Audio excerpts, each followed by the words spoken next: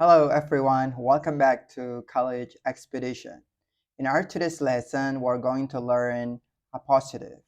So what is an appositive? So as you can see here on your screen, an appositive is a noun or a noun phrase that renames the noun next to it. So what is the function? It serves the purpose of adding information about another noun. So in short, to better understand appositive, you simply need to understand appositive as a noun or as a noun phrase. And an appositive is important because it adds information about another noun. Okay, now let's check out the example. So suppose you have an example like this. The boy raced ahead to finish line. So here in this sentence, you know that the one in red color, the boy, is a subject. And here in a blue one is race is a verb. So this is just one simple clause. So now I want to add an appositive noun phrase to this sentence above. So this will look like this. The boy, an avid sprinter, raced ahead to the finish line. So that you know now that an avid sprinter is an additional information, and this is a noun phrase, and the function of it is that to add information to the boy. Okay, so the boy is a subject, and then we add another information, which boy, and then we can answer an avid sprinter. So that we are now clear that an avid sprinter is basically a noun phrase, or we call it an appositive. All right, so when do you use appositive? So normally an appositive can come before or after the main noun. Remember, before or after the main noun. And also it can be at the beginning, middle, or end of a sentence. Okay, let's look at the example now. Two examples here. Buffalo Bill, a famous frontiersman, operated his own Wild West show. So here you can see that, okay, sorry, this is a small mistake. You can edit it here. Okay, so this is E basically instead of R. So a famous frontiersman here is an appositive or a noun phrase to add more information to Buffalo Bill, someone's name here, so that we know this is an appositive. So this is an appositive, comes right after a noun. So now look at the second example. A famous frontiersman, Buffalo Bill, operated his own Wild West show. So now you know now that a famous frontiersman is an appositive, and then this appositive comes before a subject. So here is a subject in yellow color, Buffalo Bill. So you see the difference in these two sentences. If an appositive comes in between, in the middle here, after a subject, so we need comma, and then after that comma, and then a verb. But if an appositive comes before a subject, then you only need one comma here after an appositive. So now we're going to look at another example from reduced adjective clause. Okay, here is one example. The first one is an adjective clause. Oak, which is one of the most durable hardwoods, is often used to make furniture. So you see oak is a subject, is a verb. So which is one of the most durable hardwood is an adjective clause. It's not reduced yet. So now we're trying to look at how does it look, how it looks to have a reduced adjective clause. So this is the example, the second one. Oak, one of the most durable hardwoods, is often used to make furniture. So the second example is basically already an appositive. So one of the most durable hardwoods is now an appositive. So you see here 2 comma because the subject comes before an appositive. But however, you see an exception here. An exception is that when an appositive is short, like economist Paul Samuelson won a Nobel Prize in 1970. So you see here, economist here is an appositive. It's very short, so we don't need to put a comma here. So Paul Samuelson is a name, subject, one is a verb. So basically, and normally, if you have an appositive before a subject, you need to have one comma here. But because this is short, so we don't have to have a comma here. So this is an exception. Okay, let's practice now. So you wanted to know an appositive in a TOEFL question. So this is how it looks, an appositive in a TOEFL question, paper-based.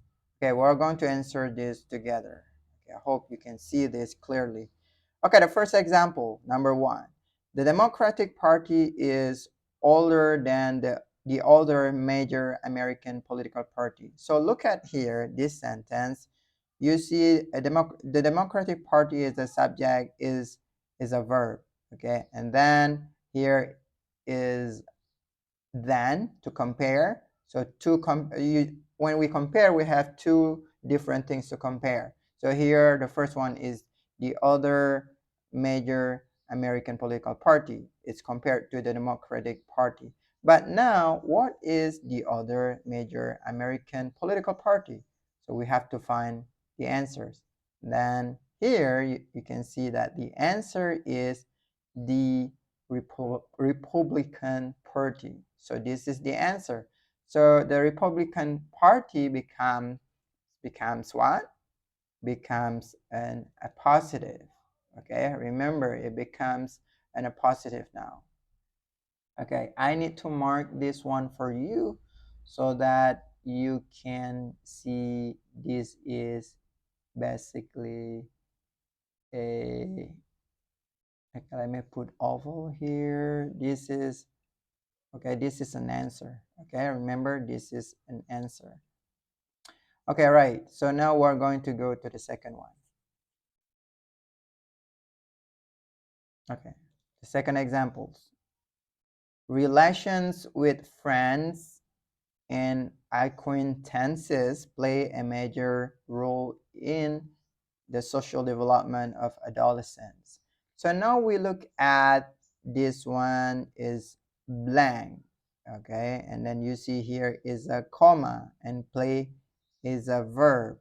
So we can guess that because this is a verb, okay, so it should be that an appositive, comma, a subject, comma, and a positive, and we have already have comma here. Then you need to make a guess. Which one is the answer? So we can make a guess. The answer is peer group relations becomes a subject. So do you know why it becomes the subject? Because, okay, look at here. We have to, this one, we have to delete one.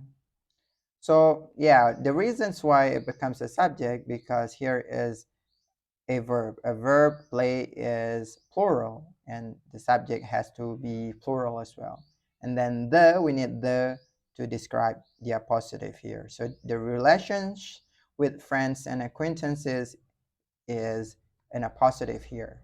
Okay, let's continue. Number 3, Joseph Harry, comma, blah blah blah, director of the Smithsonian Institution, was President Lincoln's advisor on scientific matters. So come on, make a guess. Which one is the answer? So we know here is a comma, here is a comma, here is a verb. Okay, look at the was. Was here is a verb, and this is a subject, Joseph Henry. So we should have something here, right? Director of Smithsonian Institution is an appositive. So the right answer here is this one. Okay, because an appositive can't be a subject, it can't be a verb as well. So it has to be noun or noun phrase. Remember, it has to be noun or noun phrase. Okay, number 4. The Wasatch Range, comma, blah, blah, blah, extends from southeastern Idaho into northern Utah. So now we know that the Wasatch Range is a subject. It's singular here, known as, and extends is a verb. So basically, we need to have an appositive. Remember, an appositive is a noun or a noun phrase. It can't be a subject, it can't be a verb. So we need to choose the answer that doesn't have both subject and verb. So which one is the right one? You can make a guess.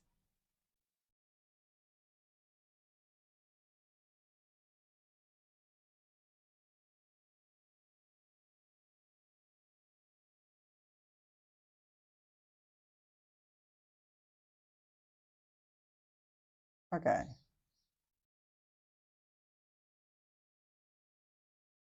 A is not the right answer because I already have another verb, right? So which is a part of the Rocky Mountains. We cannot make this is already have a verb, and this we have double verb with A. B, a part of Rocky Mountains that extends. Okay, do you think B is an answer? I guess so. So here is B. So yeah, a part of the Rocky Mountains that, and then is a verb that extends. Okay, so we already had an answer here, B. And then the fifth one, blank Ruth St. Denis turned to Asian dances to find inspiration for her choreography. So which one is the answer?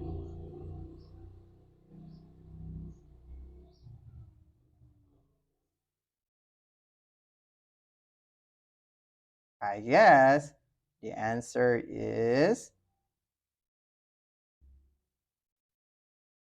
this one, B. Okay, because this is, remember the short one, the economist. This is basically similar to this. The dancer, Ruth St. Denis, turned to Asian dances. It doesn't need a comma here because it's short one. A short appositive doesn't require a comma, so that we know that Ruth, okay, St. Denis is a subject, turn is a verb. So this is subject and verb is a clause, and then this is an appositive. So a positive that comes before a subject. Okay, that's number 5. Okay, we already have an answer here, B. Okay, we're going to the sixth one now. Okay, number 6. Blah, blah, blah, a vast network of computers that connects many of the world's businesses, institutions, and individuals, primarily through modems and phone lines. Okay, so let's look at which one is a verb. Connects is a verb here. Okay, connects is a verb. A vast network of computers, but it doesn't have a subject here, so that we need to find a subject. But here, look at, we have an adjective clause here, okay, and doesn't have a comma. So here we need to choose the answer, this one, C. Okay, why C? Okay, bigger, make it bigger a little bit.